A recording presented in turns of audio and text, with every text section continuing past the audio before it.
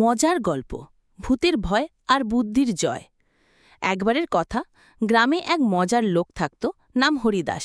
সে খুব মজার, চালাক আর গ্রামের সবাইকে হাসিয়ে রাখত। তবে এক সমস্যা ছিল, সে একটু বেশি ভীতু ছিল ভূতের ব্যাপারে।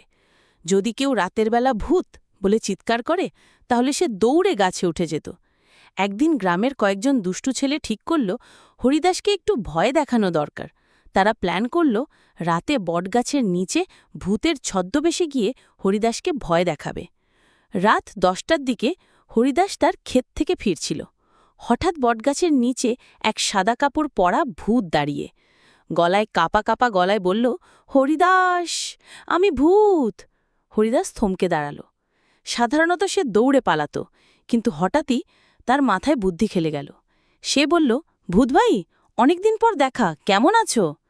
ভূত একটু ঘাবড়ে গেল। এবার হরিদাস কাছে গিয়ে বলল, শুনো ভাই, ভূতেরও তো খেতে হয়, চলো চায়ের দোকানে বসি, 2 কাপ চা খাই। কথা শুনে ভূতের ছদ্মবেশে থাকা ছেলেরা হেসে ফেলল। হরিদাস সঙ্গে সঙ্গে বুঝে গেল, এ তো ভূত না, আমার চেনা পাগল ছেলেগুলো। সে বলল, আরে এত বড় নাটক করো কেন? যদি সত্যিই ভূত আসতো, তাহলে তো তোমরাই আগে পালাতে।